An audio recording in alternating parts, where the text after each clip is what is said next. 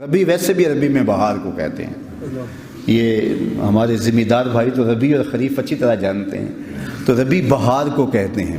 ربیع الاول کا معنی پہلی بہار۔ کائنات میں اجاڑ ہی اجاڑ تھا، اندھیرا ہی اندھیرا تھا، جب حضور تشریف لائے تو بہاریں آ گئی، اور موسم بھی اللہ نے منتخب کیا بہار کا، جب کلیاں چٹک رہی تھی، غنچے مہک رہے تھے، کائنات میں بہار چھائی ہوئی تھی۔ یہ اپریل کی 20-22 کی تاریخیں ذرا دیکھیں کہ ان دنوں کے اندر کتنے پھول کھلے ہوئے ہوتے ہیں، تو یہ موسم یہ بہت ہی سہانی، پھول کھلے تھے، کہا محبوبوں کو بہاریں ہی سجتی ہیں۔ جب کلیاں چٹک رہیں گی، گنچے مہک رہے ہوں گے، کائنات میں بہار چھا رہی ہوگی، آپ جانے بہار بن کے آ جائیں۔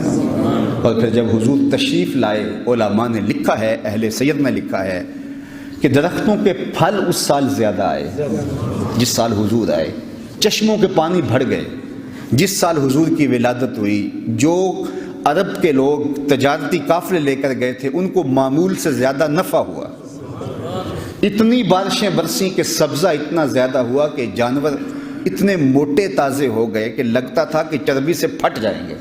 اس لیے اس سال کا نام انہوں نے رکھا عام الفتح، پھٹنے کا سال، کہ اتنے موٹے تازے جانور ہوئے کہیں پھٹ نہ جائے، تو وہ عام الفتح بھی اس کا نام رکھا، چونکہ سن ہجری کا آغاز تو دور فاروقی میں ہوا ہے، تو پہلے نام رکھتے تھے سالوں کا، تو اس سال کا نام عام الفیل بھی ہے، اور اس سال کا نام ایک سال کے کئی نام مختلف واقعات کی وجہ سے وہ رکھتے تھے، تو عام الفتح بھی اسے کہتے ہیں، پھٹنے کا سال، چونکہ اس قدر جانور فربا ہو گئے تھے۔ اور اس کا ایک نام اور رکھا انہوں نے، سنۃ الفتح والابتہاج، فتح، کامیابی اور مسکراہٹوں کا سال، چونکہ عرب کے اکثر لوگ اپنے ہاتھوں سے اپنی بیٹیاں زندہ درگور کر دیتے تھے۔ اللہ تعالیٰ نے اپنے محبوب کی ولادت کے سال کسی گھر میں بیٹی پیدا نہیں کی، بیٹے ہی تقسیم کر، کہ حضور رحمت بن کے جا رہے ہیں، تو کوئی باپ اپنی بیٹی کو زندہ درگور نہ کرے۔ ناگہاں ساکن ہواؤں پر روانی آ گئی، اور چمن کے پتے پتے پر جوانی آ گئی۔ آج زانوئے ازل نے صبح پہ انگڑائی لی، اور مسکرا کر ایک کرن نے ہاتھ میں شہنائی لی۔ مخزن اسرار قدرت کے امی پیدا ہوئے، غل ہوا دنیا میں ختم المرسلی پیدا ہوئے۔ محمد مصطفیٰ آئے، بہاروں پر بہار آئی، زمین کو چومنے جنت کی خوشبو بار بار آئی۔ خرام ناز پایا آفتابوں نے، ستاروں نے، چٹک گنچوں نے پائی، داغ پائے لالا دار۔ تو عجیب رنگ تھا، عجیب آہنگ تھا، عجیب جمال تھا، کیفیات کا کیسا جو ہے وہ نور پھیلا ہوا تھا کہ ہر سمت روشنی ہی روشنی اور اجالے ہی اجالے ہو گئے۔ سیدہ آمنہ سلام اللہ علیہا فرماتی ہیں، جب حضور کی ولادت کے لمحے قریب آئے تو آسمان کے ستارے میرے گھر کے اتنے قریب آ گئے کہ مجھے لگتا تھا میرے ویڑے میں گر پڑیں گے۔ اللہ اکبر۔ اور فرماتی ہیں، خرج منی نور ادا لہو قصور الشام، میرے بطن سے پھر ایک نور نکلا، اتنی روشنی پھیلی کہ یہاں مکے میں بیٹھ کے میں نے بصرے اور شام کے محلات دیکھ لیے۔ اس قدر اجالے پھیلے، اس قدر روشنیاں پھیلی، اور اس میں اختلاف بھی کوئی نہیں، تمام مکاتب فکر کے لوگ اس بات کو مانتے ہیں کہ حضور کی ولادت کے وقت وہ اجالا ہوا تھا کہ بصرے اور شام کے محلات دکھائی دینے لگے تھے۔ اس قدر انوار پھیل گئے، اس قدر روشنیاں پھیل گئی، اور ہر سمت اجالا ہی اجالا۔ شرق کے جانور غرب کی طرف بھاگ پڑے، اور غرب کے شرق کی طرف بھاگ پڑے، اور آپس میں ملتے تھے اور ایک دوسرے کو مبارکیں دیتے تھے۔ مبارک ہو حضور آ گئے، مبارک ہو حضور آ گئے۔ خوشیاں منائی جا رہی تھی، کائنات پر ایک کیف تھا، کعبہ جھوم رہا تھا، فرشتے جھوم رہے تھے، پورے تقدیس کے، رب کی ثنا کے، حمد کے گیت گا رہے تھے، کائنات درود و سلام پڑھ رہی تھی، اشجار پہ جھوم کے الفت کے ترانے گا رہی تھی، جنت سجائی جا رہی تھی، جہنم بجھائی جا رہی تھی، کائنات کے اندر ہر سمت حضور کی آمد کا غلغلہ تھا۔ اجالے ہی اجالے تھے، روشنیاں ہی روشنیاں تھیں، نور ہی نور تھا۔ تو وہ کیسا دن تھا جب کفر اور ظلمت کے اندھیرے ختم ہوئے اور نور ہی نور پھیلا۔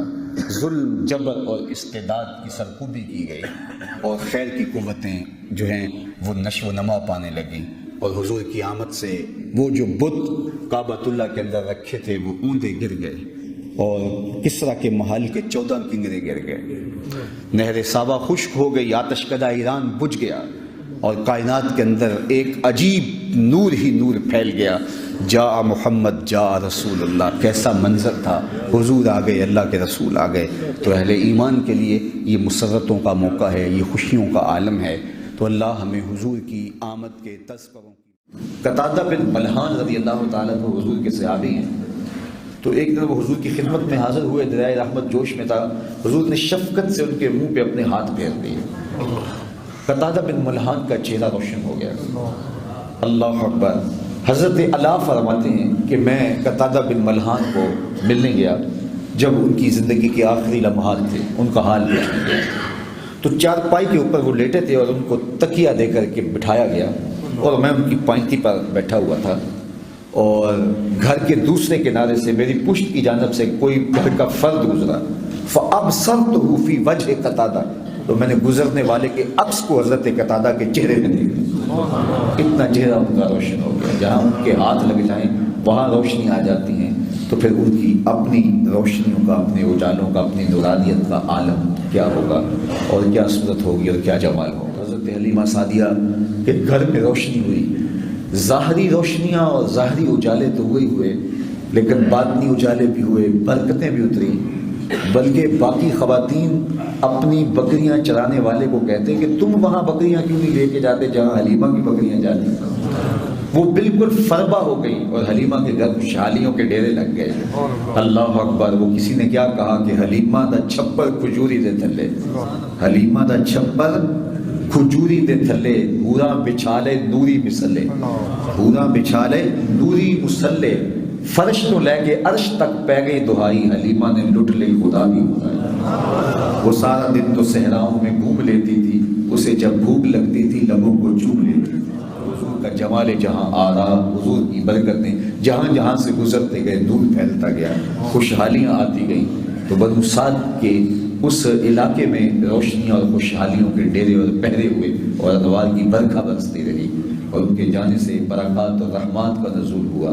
تو وہ بچے بچپن میں، لڑکپن میں، جوانی میں، بانگپن میں، ہر لمحے میں نور بانٹتے رہے، اجالے پھیلاتے رہے، روشنیاں دیتے رہے، جہاں جہاں سے گزرتے گئے نور ہی نور پھیلتا گیا، اجالے ہی اجالے بکھرتے گئے۔